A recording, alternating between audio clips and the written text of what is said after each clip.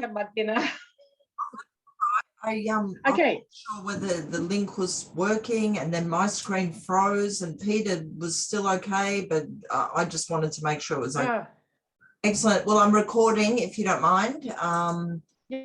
And Peter, do you want to just maybe summarize a little bit for Elisabeth what we were discussing, please? Will do. I've had a chance to, and thank you for listening patiently earlier. I have written down something a bit more succinct.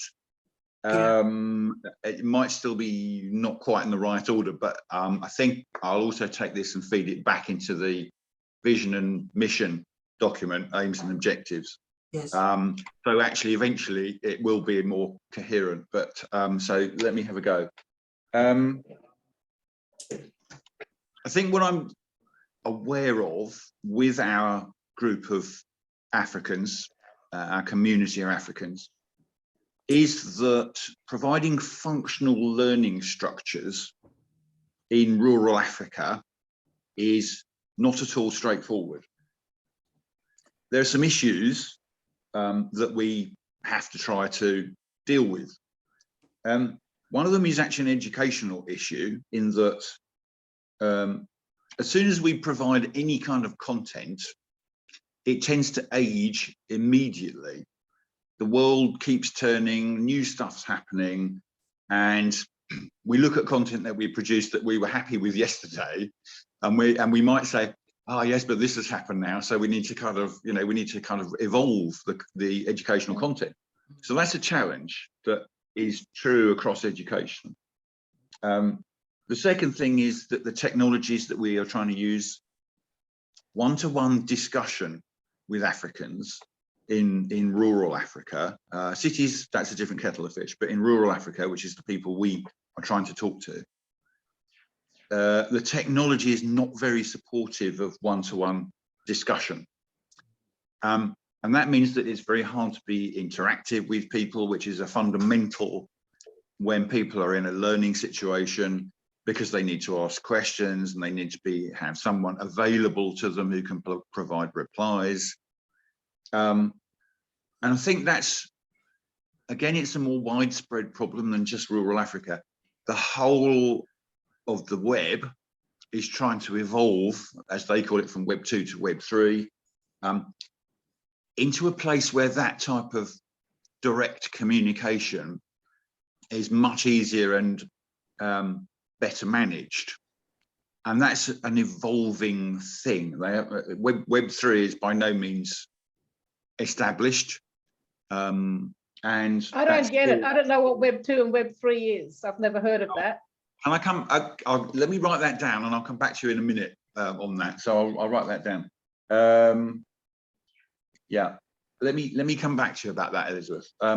So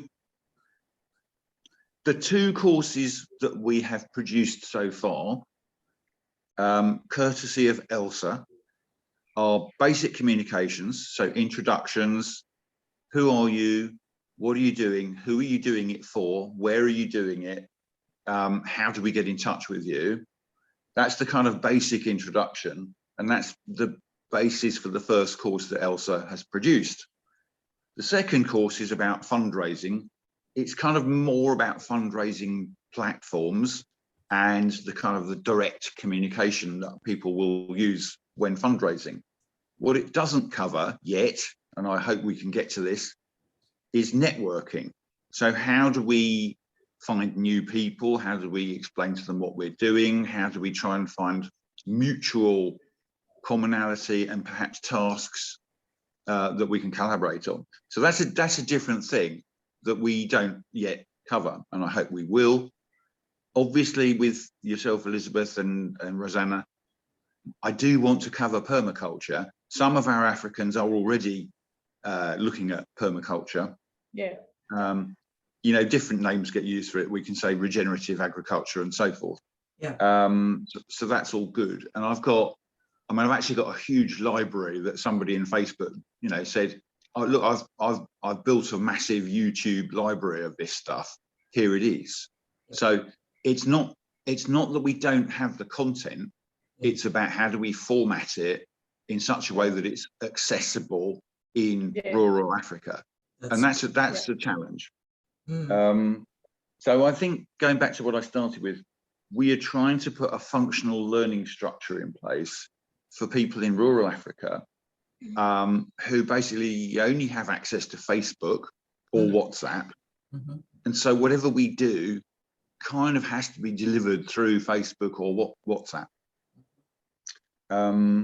So I think I've covered the kind of key initial areas. Do you want to ask any questions at this point, Elisabeth? I think because I've had Rosanna's asked questions before, so maybe you want to ask some questions. Yeah. Now, I've just done my first Zoom lesson on Wednesday through Marcelin at the Kakamu refugee camp, where there was a whole class of people, and they had a look at their screen there. And I've just sent some money yesterday to Marcelin to buy a ream of paper and printing ink so that he can print off what I've sent him on the whole seed saving lesson. Excellent. Okay. Now, someone has just contacted me actually today and said he would love to join, but he doesn't even have a phone. And I said, well, I'll see if I can get Marcelin to contact you somehow so you can join the classroom and then still have the permaculture education. But I don't really know how to connect the two together. They are in the same camp, but there's about 200,000 people there, I heard. Oh, yeah. So there's networking needed, Yeah, are they, the way that I've connected people is just through Facebook, just, you know, introducing them on Facebook, because I don't give out people's phone numbers, so I couldn't connect them on WhatsApp, but through Facebook, and they've just connected. Some of them have met up with each other from, you know, hundreds of kilometers away, but yeah, it is a really big camp, and transports. It sounds like it, yeah, it's huge. You can often get some misunderstandings as well, Elisabeth. I mean, for example, the person saying they don't have a phone, but I wonder how they've managed to get in touch with you. Have they got a computer or a laptop? No. He said he borrowed a friend's phone to see if he could get in touch with me, because he tried already a while ago, but then dropped out. But that's probably because... Yeah, it happens. I mean, their phones break and all sorts of things happen, and you don't hear from them for a while. They've basically got no money. They've got no money and no resources, Elisabeth. The education system certainly in rural Africa is very, very basic. We've got two people with us from Liberia, and we're saying to them, can you send us video introductions, because that gives us people a chance to kind of show us. It's not just what people are saying, we can also see it. Yes. And obviously we, you know, as you know, learning is a two-way street, so we need to learn about them as well. So they sent us a video of the lady in question, Rachel, was teaching to a class. Now, if you looked at her teaching to a class, it was completely one way, so it wasn't interactive. She was also speaking in English, and I wonder whether the school kids there, how good their English was. A lot of the school kids look really pretty bored. And therefore, when you don't have an understanding of how teaching can work, which is it's interactive, you get people involved, ideally you're asking questions, they're putting their hands up and saying, yes, miss, I've got the answer. You know, that means that education itself in rural Africa is actually quite patchy. And we're not going to learn in the way we would expect in you know, more pervasive education system such as we have in the UK, Australia, America, and so on. Not that I'm going to hold American education up as an example, given some of the recent events. Use Finland as a good example. Somewhere like Finland. Have you seen the way they teach children in Finland? Place like Finland. And in Finland? Yeah. No, the Scandinavian countries, I think, are good examples. Sure. No, we can learn a lot. We can still learn a lot, and we're very much stuck the educational model we're using is still basically, you know, a century and a half old. Yeah, the old English method. Yeah. So, you know, Well, so the they're all doing at TAFE, which is training and assessment, certificate 4. We're being trained to teach, to deliver training in a different style now. No more of this writing, and it's more about like quizzes, you know, audio stuff, video stuff, games even. Yeah, because there's a lot of apps now, so it's all about technology. But yeah, for the people that we are, you know, trying to educate and assist in raising funds, maybe, they, you know, the problem is always going to be the data, you know, getting enough data, getting a stable internet. I mean, I had 2 meetings. That's the whole thing. That's what it hinges on. Cancelled. Yeah.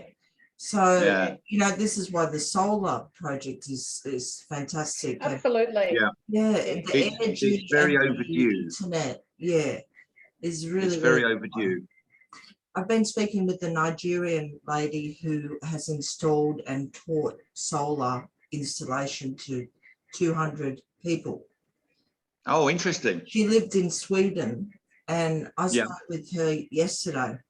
We're going to be doing some training together and building, you know, a permaculture resource hub there with another Nigerian person. But, you know, she said it too. Once we have the electricity, we can do anything that you can do there. Yeah. I ran a survey to make absolutely sure. I'm a huge believer in ask the community. So I ran a survey. Pretty much everyone said, you know, that's something that we really need. Yes, more fundamental than that, because I think the survey's still running. I think there's something about, we've got about 50 answers or something. Yes. But, you know, of course, people at one point said, look, actually, food's more important. We need to get the food sorted out. Yeah. So you got to learn how to grow. I have to be pragmatic and say that we can't teach everyone the whole of permaculture in one go.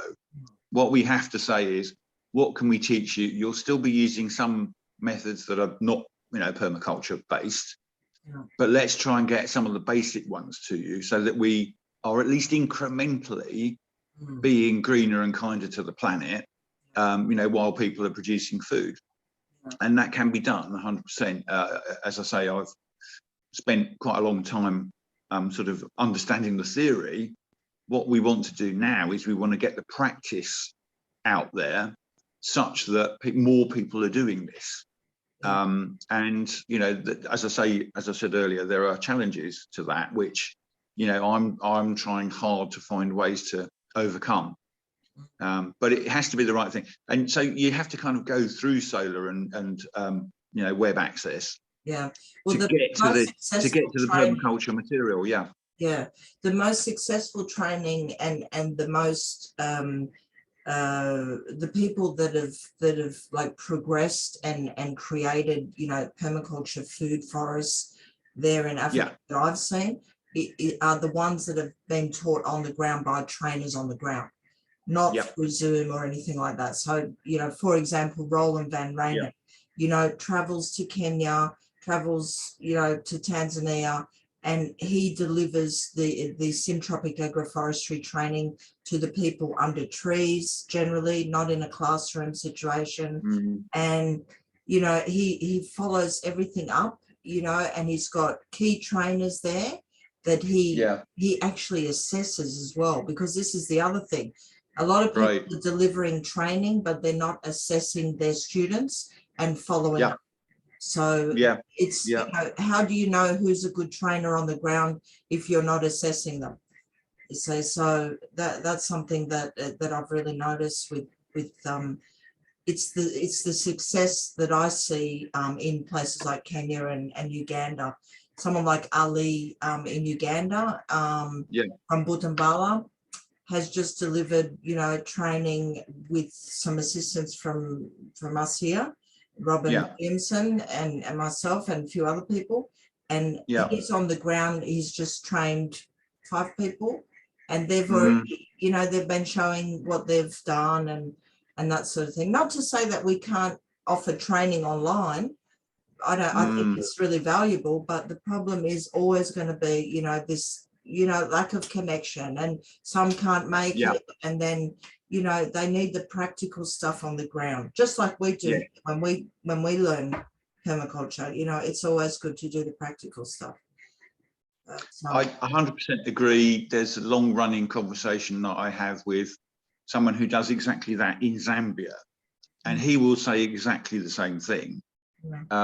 So I think there's a delivery chain involved here, where it would be lovely to kind of have the educational side of it, but as you say, also the practical side of it, the practitioner side of it, the on the ground side of it. I do know that Jonas in Malawi is doing some things himself.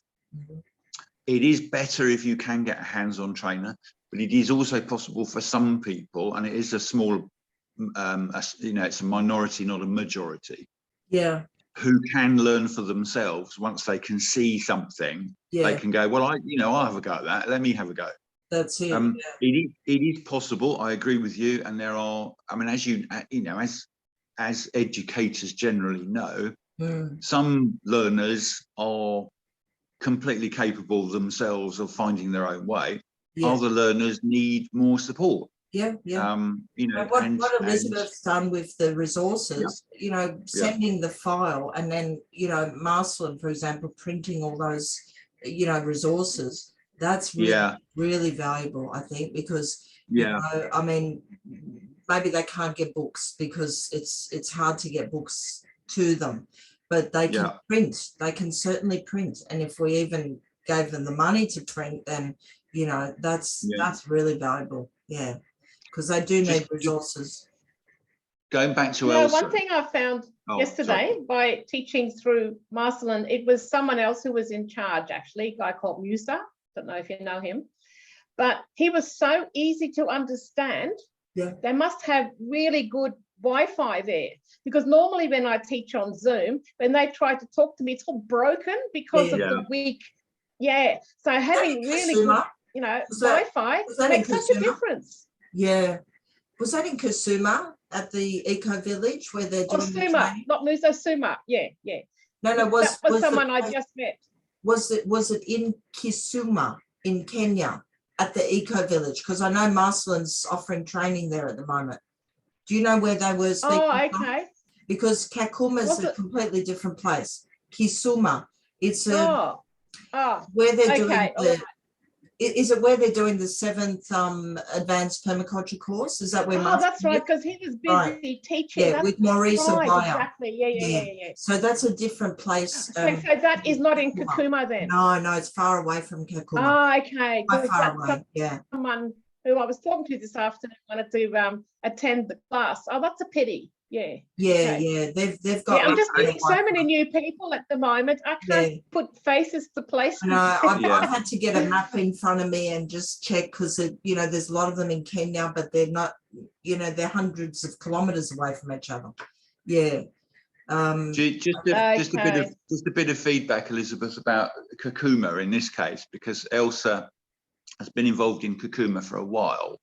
And at the moment she's reviewing what she's doing there, and one of the issues there is that they have basically denuded the countryside around both of vegetation and animals for a distance of about 10 kilometers. So Kakuma is a very, very harsh environment for people. Semi-desert, semi-arid, I was told. Have a look at it on Google Earth. If you can type it into Google Earth and have a look at like a you know, a drone perspective from above, you'll see how harsh it is. It's really, really arid and it's really difficult. So I think the idea that we might be able to put a permaculture garden in, at least if we start with a garden, there's even a group, like a demo garden.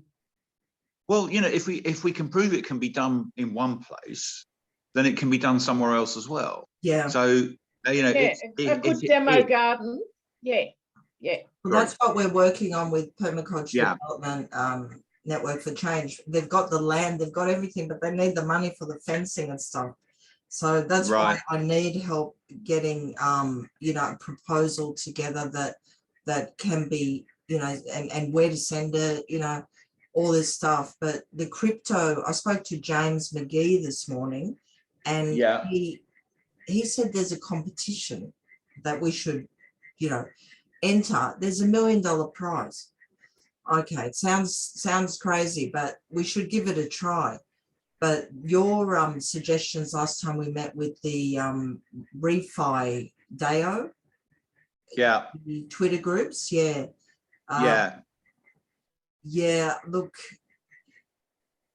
I don't know what's going on with Elsa, but all I know is right now there are so many groups that I'm, you know, working with, but I'm still focused on the group at Kakuma, building the permaculture demonstration farm. I should, you know, get distracted from that, but we need to work out what resources are on the ground that we can use, because money's not always the answer. That's a fact. Even Roland talks about this when he goes and teaches on the ground. And a couple of people I've spoken to recently, one from UNESCO in the States, she said, you know what? We got to move away from asking for money. Some of these grants take 18 months to even get a look at, and we don't have time for that. So if we can't get the money quickly, we should look at what resources are on the ground already, such as the building, the schools, whatever it is. And then, you know, people should come with their resources. They may not be much, but you know, it seems to me that most of the problem with, you know, resources is transport costs. Okay, so a lot of people maybe can afford to do a course, you know, 100 kilometers away, but they can't get there because they can't pay for the bus fare and stuff like that. So that's very common. But I would love to really thrash out like how we can, how we should go about, you know, and it's different for all the different groups in the different countries, but how we should prepare a proposal, and who should we send them to? Lots of different options. If you are talking about, I mean, the first thing you've mentioned there is to fund or not to fund. And I think it can be a rabbit hole that people disappear down for too long, where you're trying to pursue a funding proposal. Now, I'm with my crypto contacts, I'm trying to find buddies where I'm saying to them, look, okay, I've got a proposal. I'm probably going to be in a 2-week phase here where I'm going to be thinking about how do I write proposals, and as you say, who to send them to. And there are lots of options. The crypto community in general seems to be quite good at fundraising. And it's a slightly strange path because I think a lot of fiat has been siphoned off into Bitcoin. And I think now Bitcoin is being siphoned off into other cryptocurrencies. Yes. So there's a flow going on there where that money is becoming available, more available, and crypto guys are actually and the communities, crypto communities, are very good, it seems, at finding ways to tap into that. So what we are looking for ourselves, you know, if Elisabeth, just to go back to your earlier question, if we say Web3 is kind of, you know, crypto communities and how they behave and react and how they're different, how they're different to what we can call the establishment, which is how corporates behave now, and, you know, some of the bad treatments that corporates exhibit, behaviors. So that if you can think about that as kind of Web 2, you know, because corporates have gone online, but they're still behaving quite badly in some instances. So Web3 is saying, actually, we want to do everything differently. You know, we want to cut out the bad behaviors as well while we're at it. Wouldn't that be nice, eh? That'll always be there. It's a broad, I mean, you know, it's ambitious, But actually, there's some really nice people in Web3. I've met some fantastic people, amazing people, who are also let's hope they're the majority then. Yeah, we're trying to do the right thing. Yeah, but exactly. You have to kind of leave Web 2 behind in some senses to do that. In other senses, we still need to bridge between Web 2 and Web 3. There's a longer, bigger, deeper discussion. So, but I think, Rosanna, that it's a difficult one because, we do want to be, I agree with you, we want to be working on the ground directly with people. Yeah. But on the other hand, from the resources perspective, you can do more when you've got money, and if you can find a path to that that works and isn't horribly onerous and time consuming and also disappointing, because you can, I've had conversations with people in startups, probably starting 2009, where they're saying, well, I've done all this and I've done all that and nobody's interested, and and they spent years just on trying to get funding. So we know that needs to get better. And we're all trying to find ways that it will get better, and some people I think have found ways, so which includes non-fungible tokens. So we can see artists getting funded that way. Why not rural Africans? Why not? And I'm having that conversation with one of the crypto communities about, can we establish this as a way of working, a Web3 way of working? I don't see why we can't do it, but we just need people to kind of come on board and go, oh, actually, that's not a bad idea. We're not quite there yet, I don't think, but I'm working at it. I think we need to try to, approach people that have disposable incomes, such as people like footballers, people like musicians, actors. For example, in Nigeria, the Nollywood film industry is huge. And, $100,000 to an actor who's very successful would be really nothing. And so we're talking about approaching these people, but we're not quite sure how to write a proposal or it's a different way of communicating over there. They may not read a document.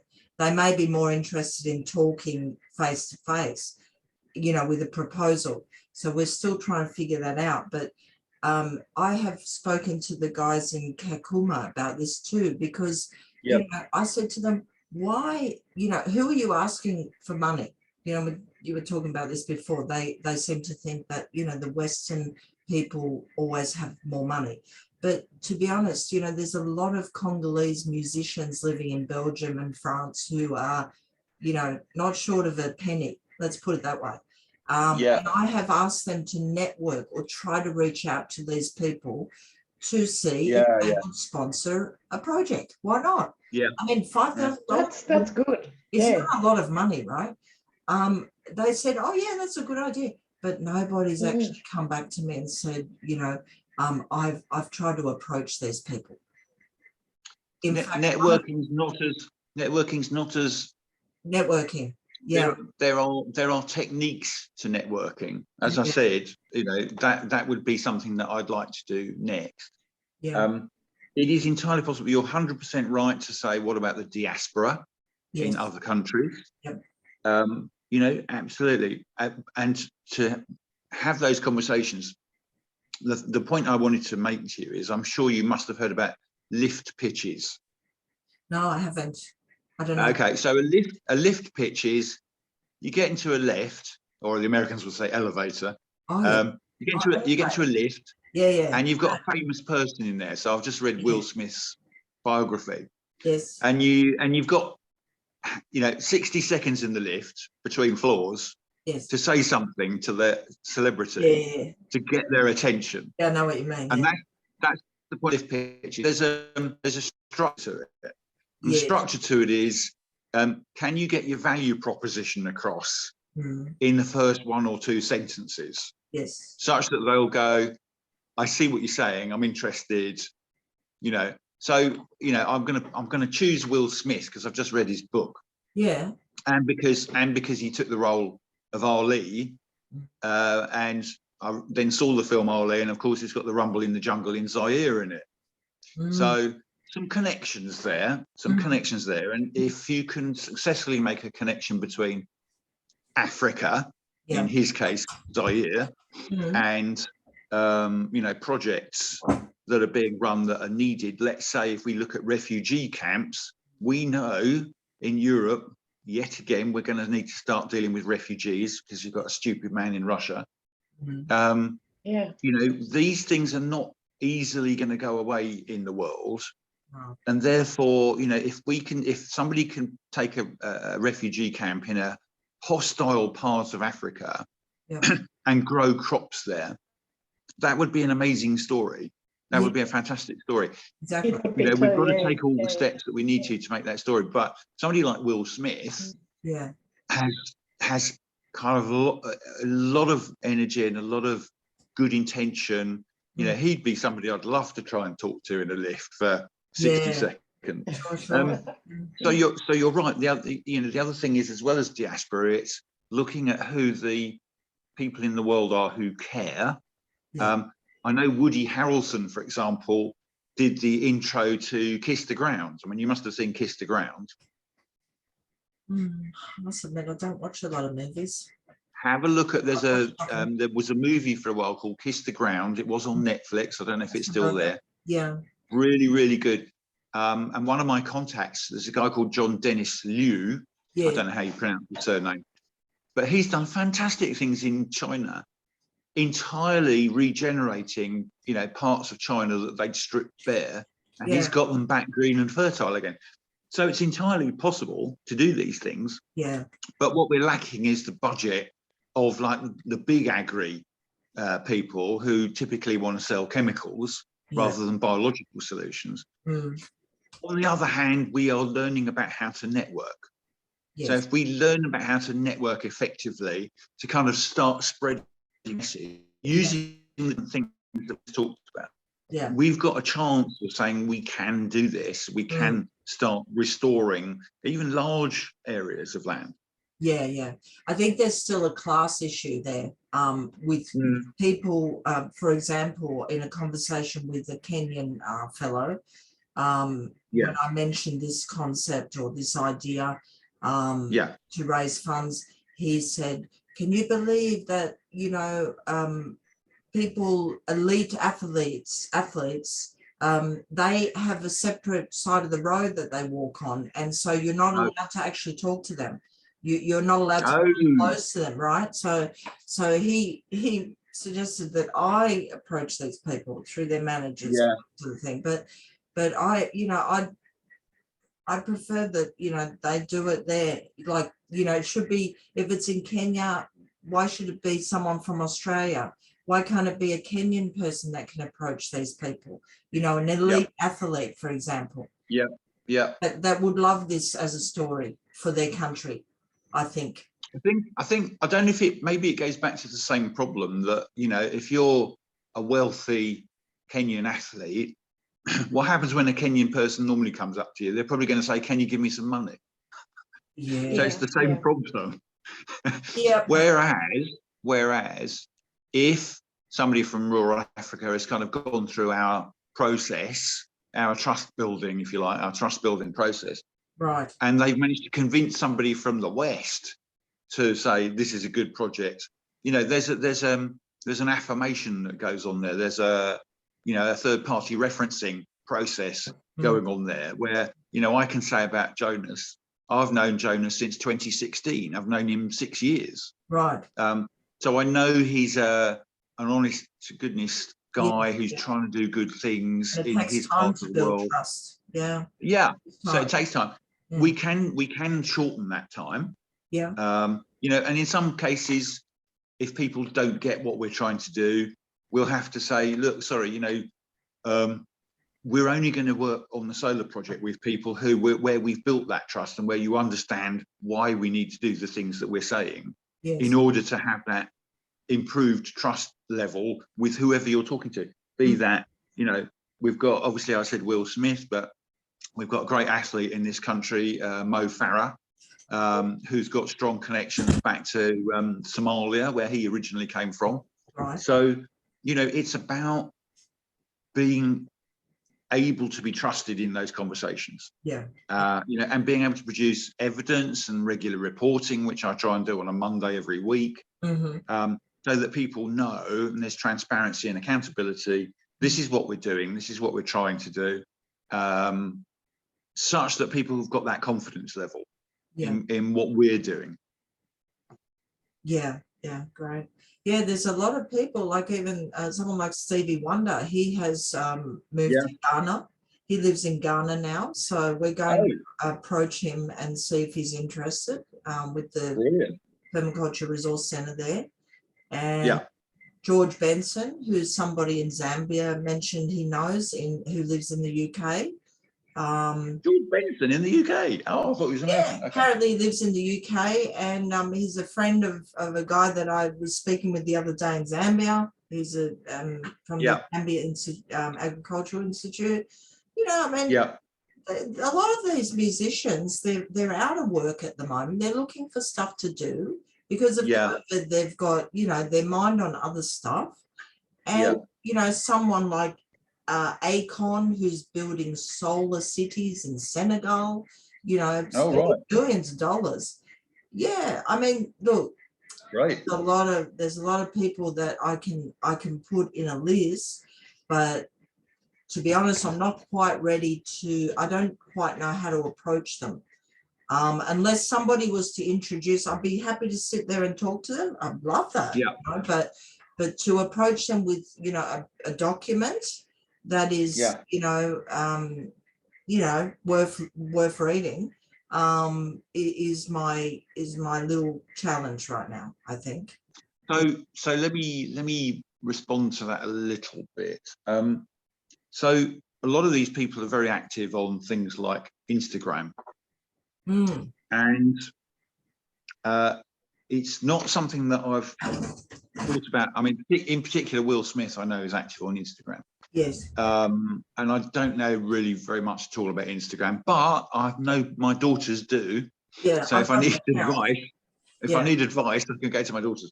But it is about that lift pitch idea.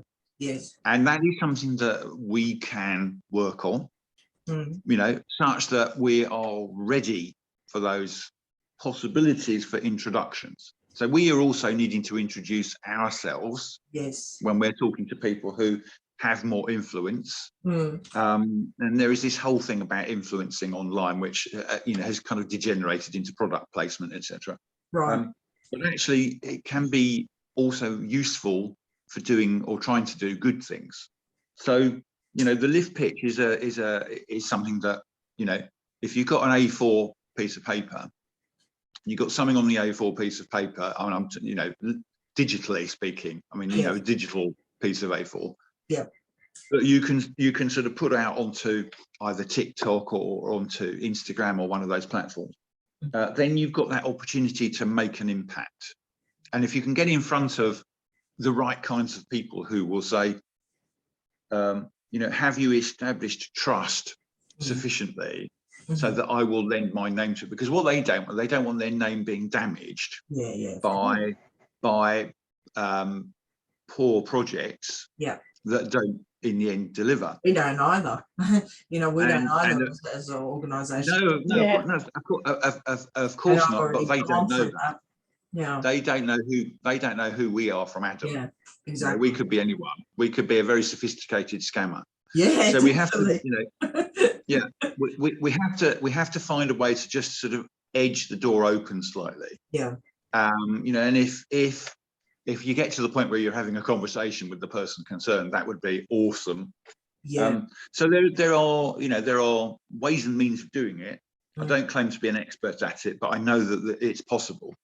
Yeah. You know, I think the point is about preparing for the opportunity. You never know if you're going to get in a lift and Will Smith's going to be in that lift. Yeah. So that then you go, here's my moment. I'm ready. I'm prepared. I've done all the groundwork. I know the right things to say. Pitch, yeah. Yeah. So yeah, it's preparation. As we know, you know about P7? No. So proper prior preparation prevents pretty poor performance. Say that again. Can you say that again, please? Sure. Proper Backwards. prior preparation prevents pretty poor performance. Oh, yes. And you can put another That's adjective. You can put another adjective in front of the poor as well, that begins with P instead of pretty. Yeah, right. So, you know, depending on company, and if you're in polite company, then you would say pretty poor. Yeah. Oh, it's raining again here. Oh, my washing. Oh, damn. Oh no! Do you need to rescue your washing? Do you need to rescue it? It's too late. It's too Too late. late. It'll be Oh, softer than normal. oh. It's all I mean, the other thing is we've not got to heavy the top rain. of the hour, and I don't know what you want to do with the rest of your evening. Yeah. Well, look, what I would like to, I'm going to have to say goodbye soon. Yeah. To get a few things done this evening, like cook dinner. Yeah. A late one.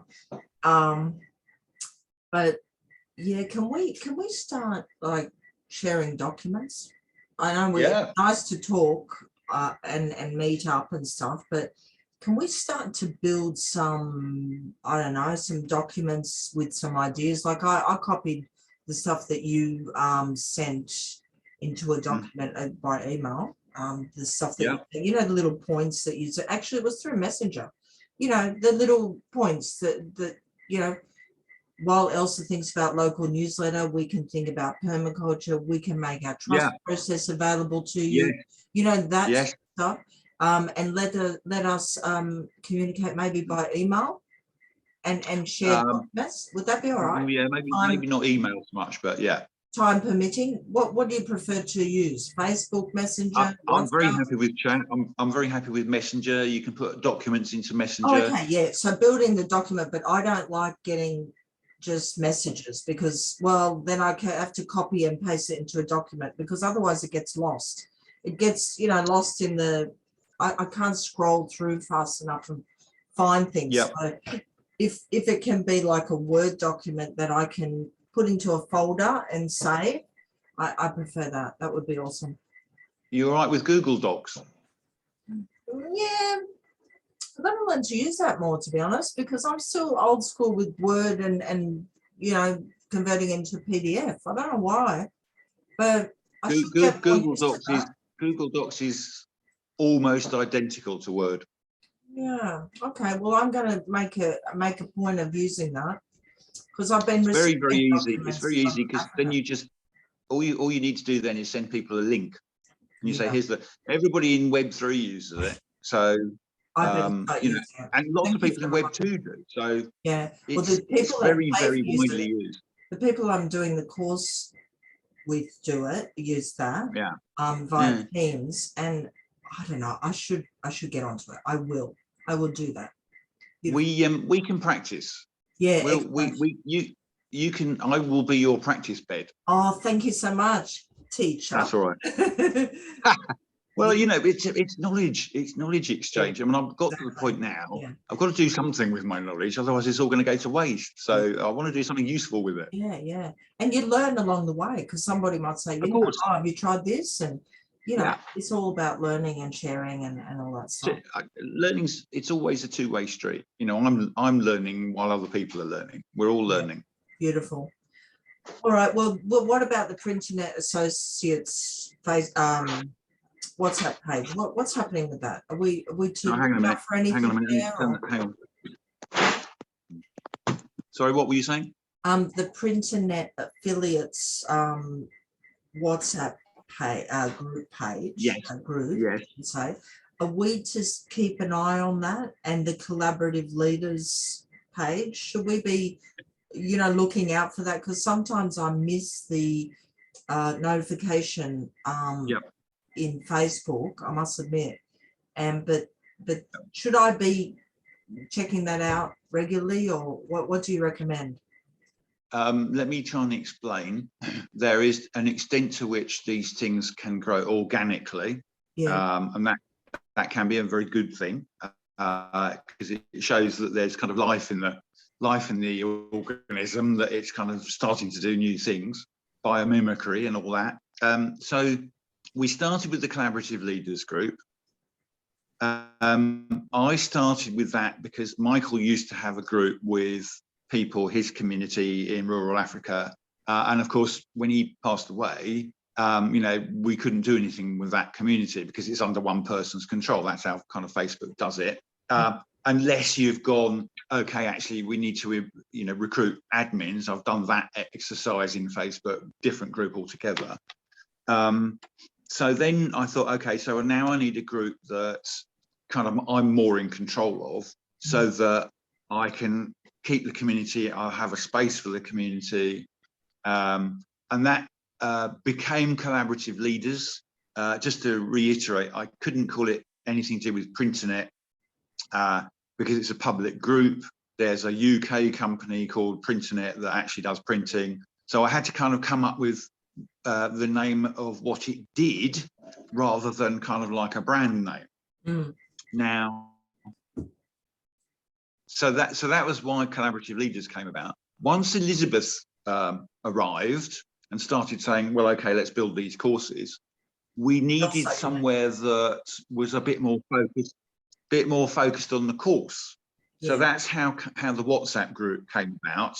Right. So in theory, the people in there are people that Elsa has okayed, because I think sometimes she also, my criteria and her criteria are, I think, a little different. You know, I'm looking for positive intent, active evidence, if you like, for what they're doing. And Elsa, I think, maybe hasn't thought so much about that. So there's a slight difference there. But also I need to have a kind of what I've described as a waiting area for people, so that if they're not in either of those two cohorts yet, I still need to be connected with them. I still want to see a video from them about that same thing, who they are, what are they doing, who for, where are they doing it, how to get in touch with them. So I still need those types of videos, and I'm trying to get those now up onto YouTube as an intro, such that Elsa can say, are these people that I think are suitable to go on the course? Because with her educator hat on, she wants people on the course who want to be on the course, want to do the course, will do the course, will get to the end of the course. You know, and we know, you know, I know my ed tech experience. MOOCs, massive online open courses, had a 4% completion rate. You know, even though people like Stanford were offering. So, you know, why did MOOCs not work? Long story. But you know, so getting people to complete even free education is not straightforward. But Elsa's got her educator hat on, and she wants people to get to the end of the course. So I completely understand that. How many students? But there's a challenge. There are challenges there. Sorry, I just wanted to ask you, how many students has she actually trained that have completed that course? 17, did you say? 17? Well, they haven't completed it. The reason it's got stuck is because a lot of them haven't done the work that they needed to have done going through the course. Okay. So we've got 17 in two cohorts. So they were cohorts of 10. First cohort was 10. I think the second cohort was 7.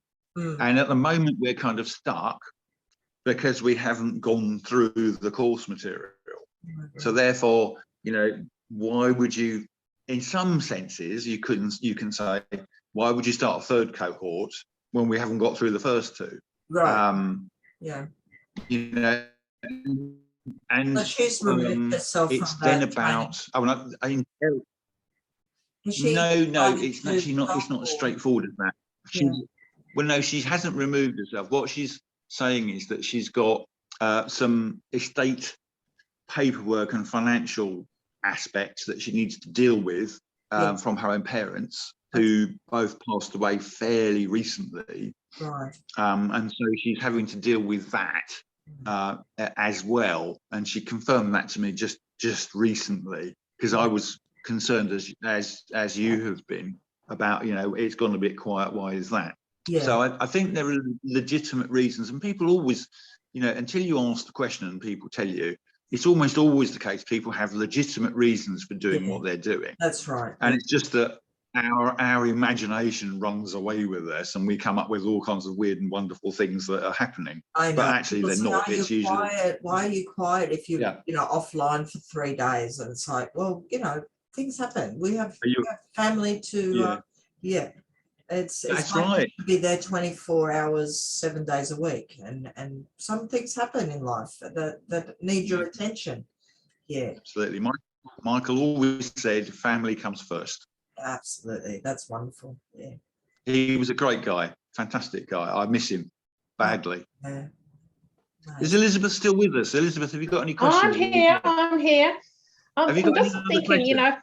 I'm not a fundraiser like you two guys are, but I'm more an on-the-ground person who likes to have Africans teach other Africans too. Good. And there is a couple in Navasha, which is about an hour's drive from Nairobi. Yeah. They do amazing work. And this is James Kagwe and Liz Shish. And they have established community gardens on rubbish. Ooh. So everyone has got rubbish as a resource. Yeah. And I often send people to their page to see what can be done with what they have access to. And that's how I work. I'm a very much on the ground person. Yeah, me too. So I'm not like you guys who are into Web3 and cryptocurrency and all that. Don't get me totally wrong. I'm very much into working on the ground with people, and I've traveled to Africa many, many times, and I prefer to train on the ground. But, with the technology available now, and the people that we can network with, we got to use it. So I'm learning just like you. I'm not up on all this stuff that Peter's talking about either. I'm still learning. We're all, So, but I think it's important because let's face it, nowadays, if you want to, just like there's people that you're talking about now, the only way I'm going to see their stuff, I guess, is online. So I've got to make sure I know how to view that stuff. But yeah, it's crazy, isn't it? How much time we spend online. Give me face-to-face any day on the ground and traveling to locations to, but even so, we're getting so much communication and connections and expanding our own horizons by connecting with people on the other side of the world that have totally different cultures and different challenges to what we have. And if we can help and contribute, I'm all for it. Can I, Rosanna, can I just say, I know you're recording this. It would be lovely to get it up onto YouTube. And I think some of the crypto community would be very interested to have a sit and listen. Oh, yeah. Is there a way we can do that? Are you willing to have a go at that? Well, how about is it possible for me to send you the file like I did last time? And you upload absolutely it? Perfect. Yeah, absolutely perfect. You did that really nicely, and I was able to share that with friends as well. Exactly. It helps explain to other people the stuff that we're trying to do and where we can, going back to what I was saying about finding buddies, people who will say, do you know what, I can see what you're trying to do. Maybe it's like Elisabeth just said, there's a good resource there, which I would not have known had I not had this discussion. So and it is about understanding the resources that we can find and adapt and use useful way. I love the idea of building a garden on top of rubbish. I think that's amazing. Isn't that amazing? So can we build a document, maybe a digital document even, with all these different resources so that we can network and see, like some people might like to visit them, for example, to learn how it's done. We can make those connections for people, that rather than just connections online and through social media, but actual connections on the ground. There's a wonderful example that I was discussing with this woman in the States who works with UNESCO. They work with disadvantaged groups in the United States with a hip hop culture. And we were discussing the idea about, African youth or African people who are interested in permaculture and community gardens, because it's all about nourishing and sharing, for them to connect and possibly set up an exchange system where they can travel, the African youth can travel to America, and the Americans Yeah. can travel to places like Kenya, for example, to learn more about their culture. You know, because they have a lot of them are African American and Latino, but they would love somewhere to start to, you know, do that. Yeah. So yeah, it's not just about networking online. It's about, you know, meeting people face to face. The woofing, concept, you know, willing workers on organic farms. Who doesn't love that? Like traveling, Yeah. staying with There's- people, you know, Mm. meeting new people. There's an expression people use, Rosanna, called ecotourism. Ah, yes, yes. I know an tourism provider in Uganda. Oh, wow. Well, there you go. Can you add that person to the list, please? And Stephen, Sure. you talked about Stephen Putter in the hemp house Yes. dude from Zambia. Yeah, And Margaret in Mead. Zambia. Yeah, and Charles Blass. If we can just build a Margaret document, Mead, yeah. yeah, I would like to connect, look, see what these people do, and please, Elisabeth, anything that you think of that would interest us. Yeah, definitely. I'd like to contribute there. Yeah. Fantastic. That Let's would be build a amazing. document. Build a document and let's see who we can link up with and who we can work with. How's that? Okay. To start Yeah, with? perfect. Yeah, and we'll Yeah. communicate just, you know, through Facebook Messenger with these little documents. Yeah. And yeah, build on that. Yeah. Hopefully. Lovely. So yes, it's definitely possible. All right, awesome. We've got a lot to talk about. We can talk for hours, but it's late. It's later in Brisbane than it is here. Yeah. It must be what, 9:15 now, is it? Oh, it's only 7:15 here. Right, yeah. Oh, you're behind us. I thought you were 1 hour. Oh, look, you just got the wrong time over there. I got it back to front. Proper time. Oh gosh. Well, we're going back to the original time zone. To the proper In a few time. weeks. Yeah, proper time. Good. It's too dark in the Yeah. morning now. With stupid daylight saving. I don't like it. But I anyway, know. I hope we never get it here in Queensland. yeah, no, I'm totally against. Oh, and you've got spring there, Peter. You enjoying the warmer weather? Is it warmer now? Or? we had, I think it was yesterday or the day before. The day before yesterday, it was pouring with rain. I mean, literally in buckets. And then yesterday it was fine. Today's going to be fine. So we've got a period of fine weather now for several days. Excellent. Well, I hope you have a lovely weekend and the sun's shining. And we've got some rain today, but I think it's sunny again tomorrow. Beautiful.